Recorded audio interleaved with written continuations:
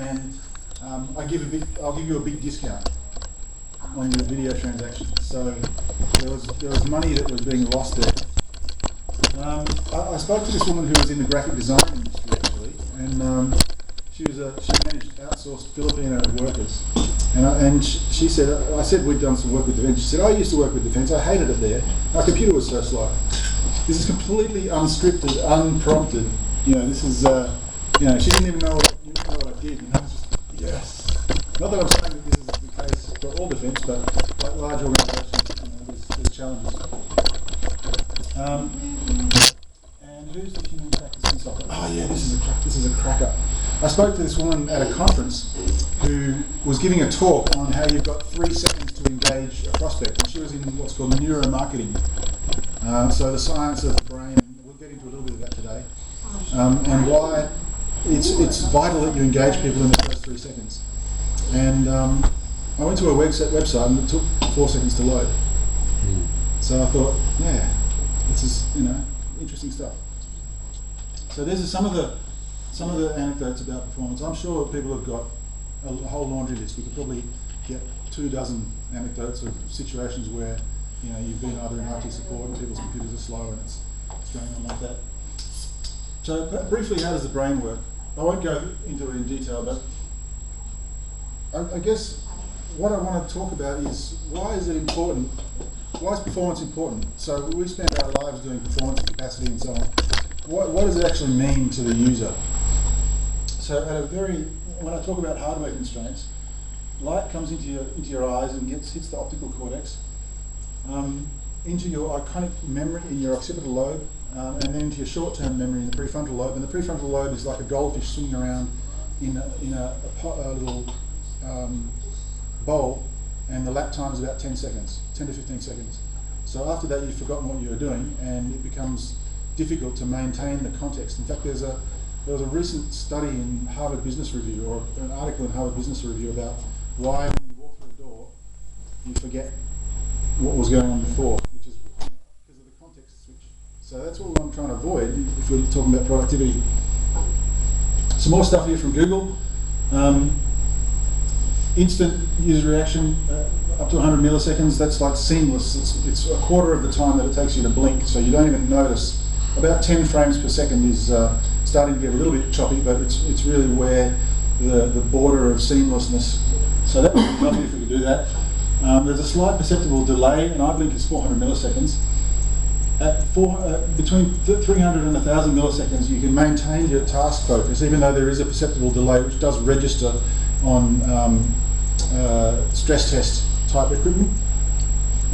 After a second, you start to mentally switch context, so you start to have other thoughts. And after 10 seconds, you've lost it. You give up. Well, these are sort of rough numbers, but this is what they've noticed. So simple user input should be acknowledged within 100 milliseconds. And to keep the user engaged, the task must complete within 1,000 milliseconds. So that's one benchmark for how fast things should be. Who has apps that are running at 1,000 milliseconds? Not me either, but we're getting there.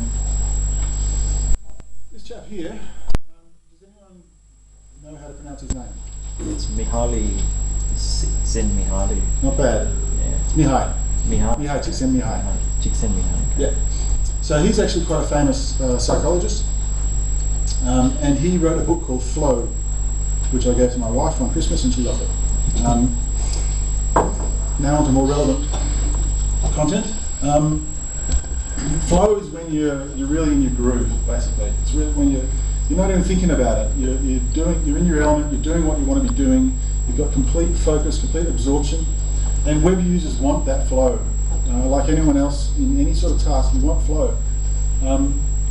If they don't get it, they're going to abandon your site, go to a competitor, never come back and tell their friends. Now, I didn't put references in this presentation. I've got actually a small book which I've got some copies on. People are free to have. That's referenced properly. So there's studies backing all this stuff. It's not just the arm waving. But slow applications break flow.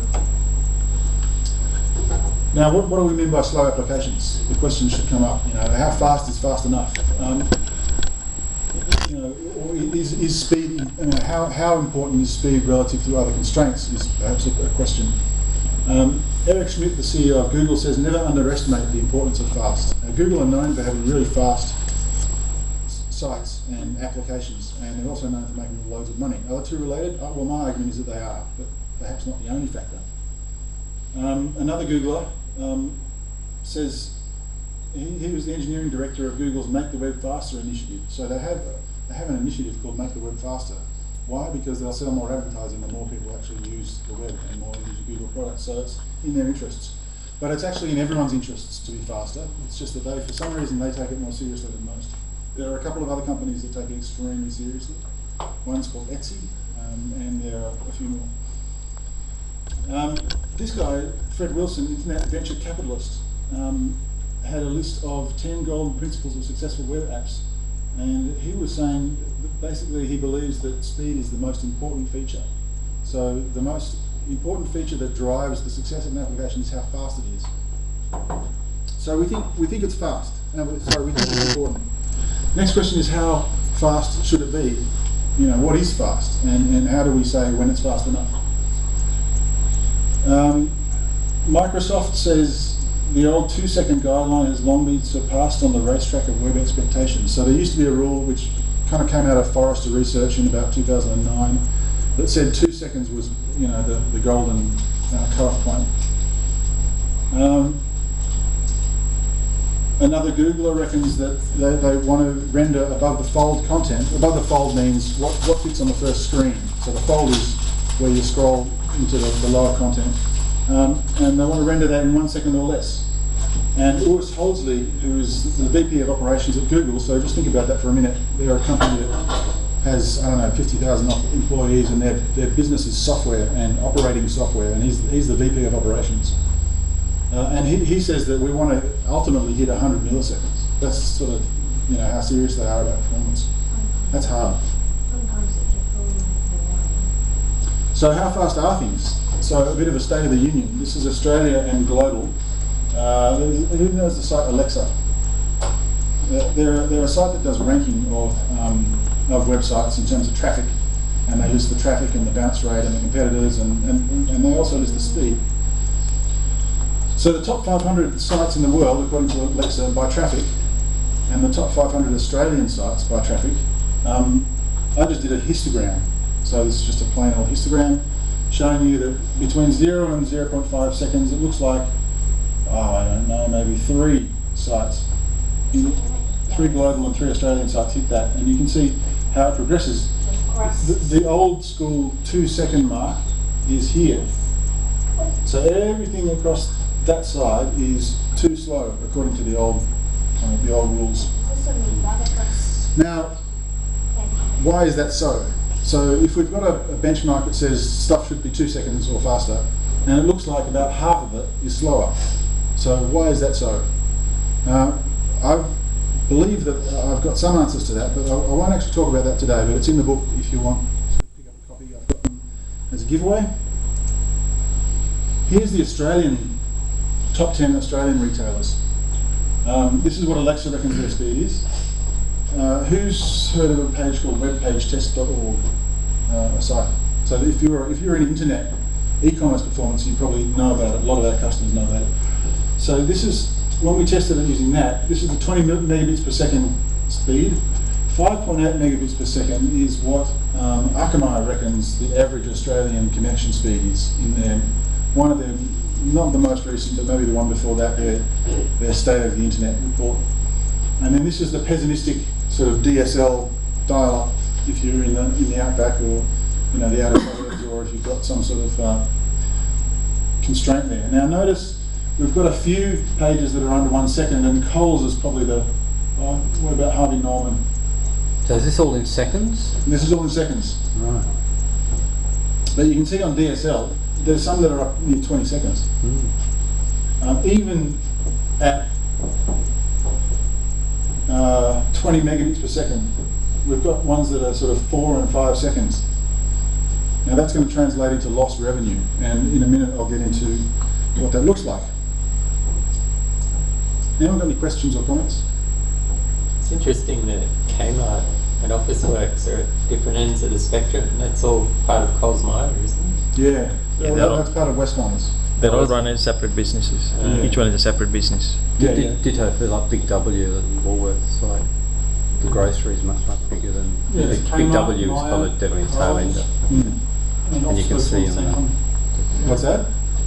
Kmart, Coles, Myer and Officeworks all from the same group. Yeah, they're all West Farmers companies. What's so interesting is the analysis here. Look at that. I mean, if you look at Office works at 20, Mbps is 3.3, but at 1.5 is 80, whereas Woolworths at 20 takes more time than Office works, but at 1.5 Mbps it's much less than Office works. Yeah.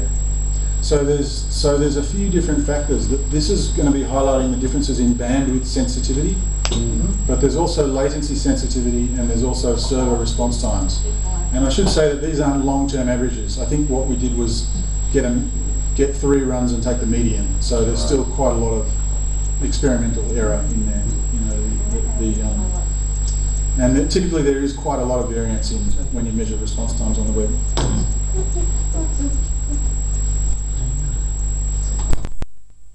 So let's look at some hard figures. Bunch of case studies out there on the web. For every second of response time improvement, sales can increase by Microsoft Bing 2.2%. Now this is Bing data from a conference. They added some delay, 50 milliseconds, 200 milliseconds, 500 milliseconds, 1,000 and 2,000, which is 2 seconds. And you can see the impact that had on queries per visitor, query refinement, any satisfaction and revenue per visitor. So this sort of yellowy greeny bar is the difference in revenue. And that's down 4.4% for 2 seconds delay. Shopzilla found 7 to 12% for 1 second. Amazon published a case study as far back as 2006 saying that for 100 milliseconds of delay, they lose 1% revenue. Google